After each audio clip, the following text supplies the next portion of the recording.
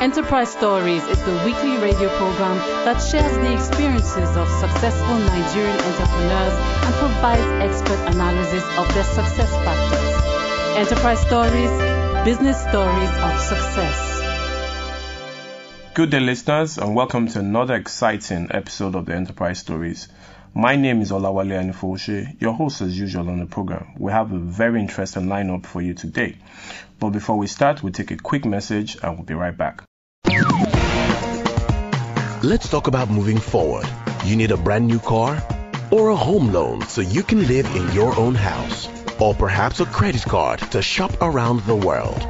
You've also been thinking about getting finance for your trade. Well, at Stanbic IBTC Bank, we've got all the products and services you need so you can move from where you are to where you want to be. Stanbic IBTC Bank, a member of Standard Bank Group, moving forward. Good day, listeners. To start our program today in the teaching segment, we have Dr. Joe Alumona, our operations expert, and he will be teaching us about business processes. Welcome, Dr. Joe. Thank you very much, Wale. Okay. Dr. Joe is going to, in the next 5 minutes, expose us to some of the elements of a good business process. Like everything in life, everything has to do with nature. There is always a process. And for businesses, the moment you decided to get a product out of a business activity, I think the very beginning point thereafter is to develop a business process. And the best way to develop a business process is perhaps we call it operationally, develop a procedure. That is, what do you do first? After that, what follows? After that, what follows? Continue in that progressive manner until your product comes out. Once the procedure is been defined, then the next thing is to put capacity to it, and that's what we call dimension. And that's actually the difference between the procedure and the process. The process will now be looking at the very first thing. Let's take the case of running a normal office where you have a reception and then the chief executive and then maybe a secretary working together. The first thing is the procedure is that you come in and you meet a receptionist and then you go to the secretary and then you go to the chief executive. That is how to carry out that activity of seeing chief executive or discussing with him. Now the capacity is that when you meet with the reception, how long does the secretary get that done, process all you need to be able to transfer it to the next stage? Is he or she capable? Does he have all it takes to do that? And if you were to be working in a very busy office, how many of such visitors can the secretary reception hold? Then you build a capacity for that stage. And the next stage is the secretary. What's the capacity there? How many can he turn over in a work hour of say 8 hours or thereabout? Then the capacity is also put there. And then the chief executive as well. So if you are now, you look at it from that scenario and expand it to where other products or services are delivered, and you have to look at it every stage. The capacity of every stage must be defined in terms of time, in terms of output, and in terms of rate of output of that product at every stage. That defines the business capacity. And you notice that if you must expand, then it means the existing process capacity have been completely reached. And once you have a business process defined, you look at the biggest constraint. And the biggest constraint of a business process is that which reduces or presently reduces your output. And once you now have to attend to that. And in business, I must say this, once you clear one constraint of a business process, another emerges. And so you are constantly doing this over time. You're constantly doing this over time. Whether you are automating, whether you are hiring more hands, whether you are doing overtime, they are all measures of increasing your output through a business process. So any business that must succeed, the process must be clearly understood by the operators. There are no two ways to it. It is managing the business process that is the greatest challenge of businesses. Okay. Thank you very much, Dr. Joe, for today's teaching on business process. We will take a quick break and we'll be back for the story of the day. Let's talk about moving forward. You need a brand new car or a home loan so you can live in your own house, or perhaps a credit card to shop around the world. You've also been thinking about getting finance for your trade. Well, at Stanbic IBTC Bank, we've got all the products and services you need so you can move from where you are to where you want to be. Stanbic IBTC Bank, a member of Standard Bank Group, moving forward. Okay, listeners, we are back and we are now in the story of the day segment. With us in the studio is Mr. Ibukun Adebayo, the CEO of Clean Ace Dry Cleaners Solutions Limited, and he will be sharing his very inspiring story with us. Welcome, Mr. Adebayo. Thank you very much, Wally. Well done. Okay, so how did you start Clean Ace? How did you come about starting the Clean Ace dry cleaning business?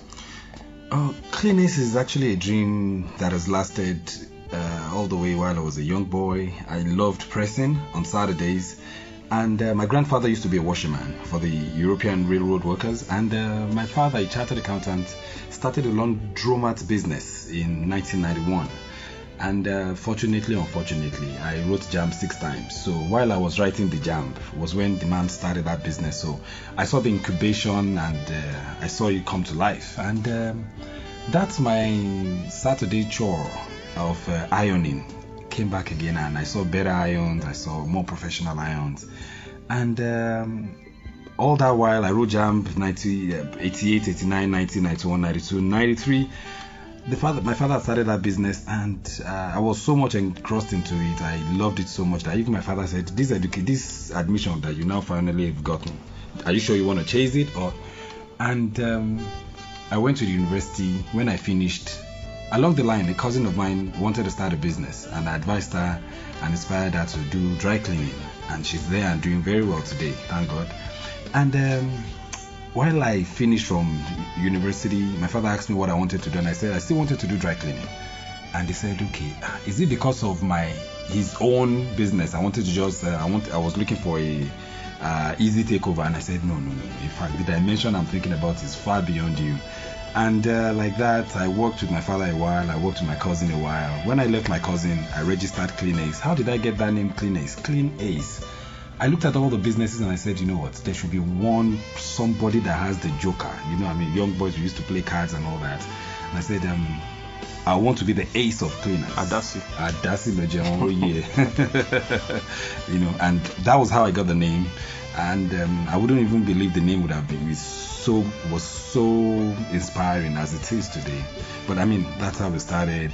I left my cousin, big business, but I had no capital.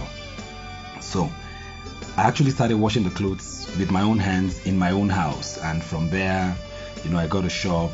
While I renovated the shop, I was still picking up and delivering. I had a driver, I had this little van, and I was, you know, doing it. Where was your first shop located? My first shop was on First Avenue of Festac. First Avenue, Festac. That was in 2005, September 2005. You know, and we opened a VI outlet, opened another Festac outlet, and like that. I mean, continued applying profit back into the business because, I mean, the business started with zero. I mean, I had nothing. Yes, and within 7 years, you've been able to open how many outlets? Today we have 9 outlets. Wow. And we're actually 7 in September, so we're still 6 plus. But, yes. Thank God. I mean, it's been reinvesting over and over and paying back facilities, paying back loans, and always developing new strategies. I mean, the structures are bigger than where we started from. Yeah, even after coming to the business school, entrepreneurial management, to follow the business plan 100%. I mean, the dimension of the Nigerian business. I mean, we are planning this way, the government is doing theirs that way. I mean, new laws, new policies. I mean, contractors, suppliers, orishirishi, everything just there. But thank God we just kept on our toes and we are getting there. We are not yet there. It's just working hard to get there. Fantastic. Okay, so 9 outlets. How are you able to manage 9 outlets in Lagos with the, with the kind of human resource issues that businesses regularly have, and with the delivery mechanism that you would have to be in place? How have you been able to manage all this operationally? Okay, our business model is a one factory model, and we now have vans that takes care of the distribution, and they're picking up and delivering to shops. I prefer having a shop where on the high street or easy access to everybody, and we'll pick up from there, bring to the head office. That's where the factory is, Maryland. I mean, we have about 60 people working in the factory. We have equipment. The capacity is enormous that we have created there, so that we can just keep turning it out and just distributing back. So it's easy. I mean, that model makes it straightforward, that you can manage inventory, even whatever they are doing from any shop, because everything still comes back to the head office, to one point for cleaning. You can manage quality control. You can manage finances and accounting. You can manage branding. You can manage customer complaints, because it's not one factory located somewhere. You have to run there and see the operational issues. You have to run. So that model actually allows us to be able to just pick the items from the stores, bring them to the factory, and distribute back to the stores. And we have the management seats in that head office, and we all just take our turns in visiting and making sure that every other shop is up and doing, checking the figures every day, keeping track with the staff. Yes, we've had a lot of staff issues. Thank God for courses like the EMS. Continue to send people. Upgrade the EMS is the Essential Management Skills. That's yes, at the Enterprise Development Center. Yes, and keep having staff going back and forth, and we do in-house training. And it's better now that we've set up the School of Dry Cleaning. So we can train our people professionally. They can get even world-class education in dry cleaning. That's a specialty that is not there's only a company in Nigeria that gives so much attention to his own staff. But because of the poaching, we just had to say, you know what, we got to open our doors and let's just keep training people for the whole environment, for the whole society, and let people gain skill and they can work. Okay, with 9 outlets, managing a customer base of about how many?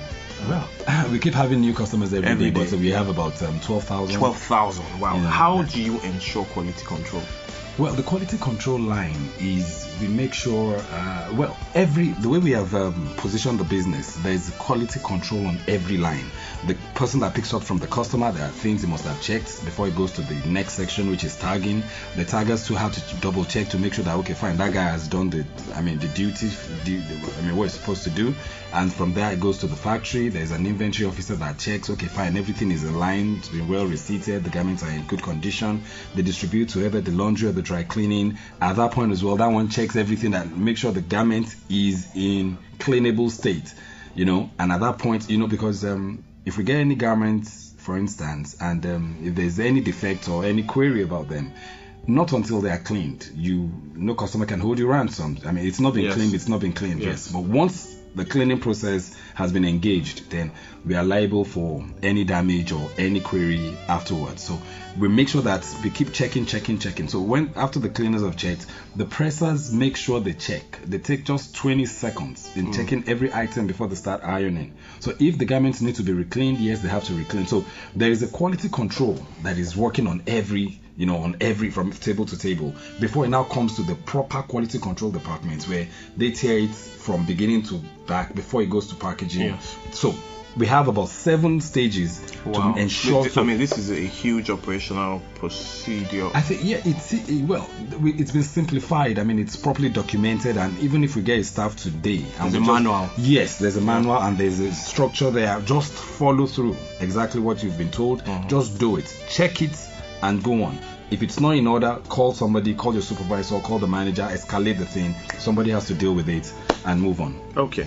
From one small outlet in Festac in 2005 to 9 outlets across Lagos. Yes. For those people that are thinking of going into the dry cleaning business, for the entrepreneurs out there, what would that one message that you'd send to them to encourage them, to inspire them, to let them know that basically they can, achieve the dream that they have? What message would you be sending out to them? I think the greatest ingredients that the entrepreneur, one or two of the greatest ingredients the entrepreneur must have is passion, a clear definition of where he wants to get to. He doesn't have to know how to get there. Let him just have a clear picture, and he must be open-minded to be able to share and discuss. The passion, the clear-mindedness, the simplicity of his dream. I mean, he must be able to explain that dream. People must be able to read that dream through him, and they must be able to, people will support you.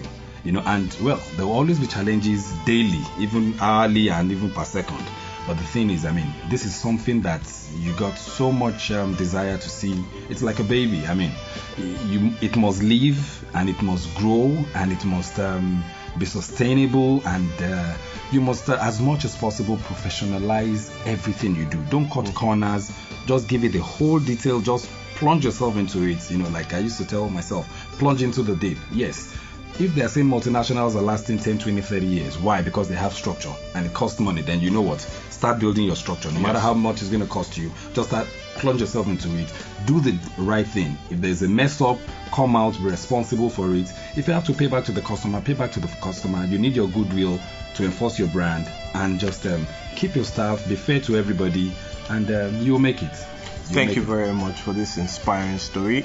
We've been talking to Mr. Ibukun Adebayo, the CEO of Cleanace Dry Cleaners Solutions Limited, and he has helped us to understand some of those things that we need to have to be able to be successful in the dry cleaning business. Thank you very much, Mr. Ibukun. We're going to go on a short break, and we'll be back very quickly. Let's talk about moving forward. You need a brand new car or a home loan so you can live in your own house, or perhaps a credit card to shop around the world. You've also been thinking about getting finance for your trade. Well, at Stanbic IBTC Bank, we've got all the products and services you need so you can move from where you are to where you want to be. Stanbic IBTC Bank, a member of Standard Bank Group, moving forward. We are now in the analysis segment, and we have Dr. Joe Alumona, an expert in operations management. Welcome, Dr. Joe. Thank you very much. Dr. Joe is always very helpful, and his vast knowledge is 25 years now, 30 years? Yes, about 30 years. Over 30 years experience in operations management is always invaluable in analyzing some of the businesses that we have on the enterprise stories. Dr. Joe, you just heard the story of the day, Cleanace Dry Cleaners. So tell us, what are some of those things operationally that he has done to make him successful? If we all listen to him, the first thing from operational point of view is that he was very clear on the process of dry cleaning and laundry. Even when he started as early as 7, and then went through the university and came back and got back to the system, he made it clear that the process was clear to him. And he developed this process to be able to cope with the capacity increase in patronage. You cannot move from one collection point to 9 collection points, centralized actual cleaning operation and laundry operation in one place without defined process. Now you collect, he was able to get the quality control right from collection point through tagging, down to dry cleaning or laundry, up to packaging and delivery. He said we have delivery vehicles that pick up these finished product down to our customers at their various points without mixing up which customer needs what at what collection point. That is clear understanding the Cleanace has been able to put together in their process control. Once you don't understand the process control, there's nothing to control. You can't even control the quality, because quality is not about whether the dress or the garment or the fabric is clean. It's about timely delivery, That's what the customer wants in terms of quality service. It's about ensuring there are no stains. It's about ensuring that you don't even need to tell the customer, oh, there was a defect in carrying out our job, we made a mistake, it has to be done before he comes. He has understood very clearly. And he summarized it in one way. He said, passion. Yes, passion for purpose of business terms, but in operations, passion is translated to understanding every stage of the business process. And that is what has been keeping them going. And I think Clean is as understanding the process targeted at a particular market.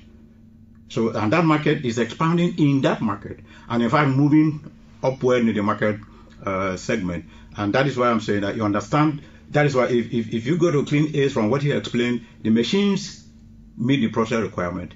The skill, and that was had driven them to establishing a school where not just the knowledge, but the skill. And they are going to move up from what I have seen operationally. When you get knowledge and you get skill, the next stage is expertise built out of experience. And this is what they have been trying to do. And that moving on.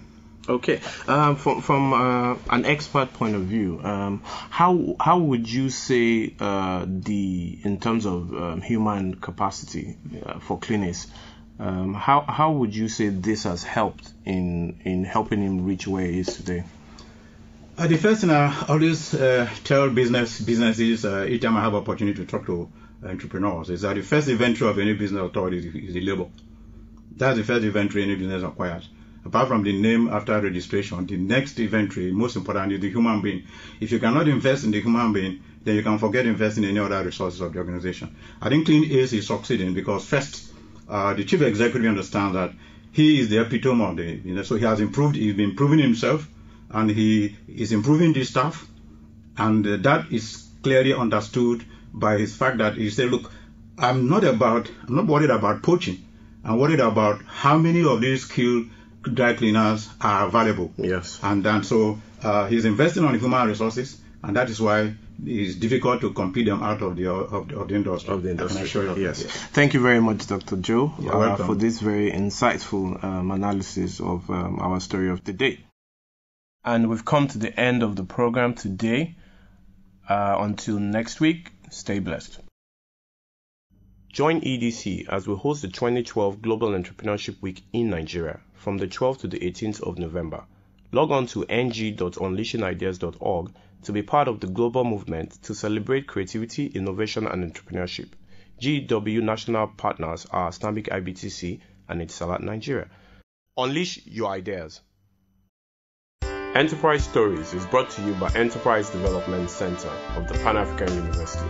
For questions and comments, please email edc@pau.edu.ng or log on to Enterprise Stories on nigeria.smutoolkit.org for useful resources and articles to help grow your business.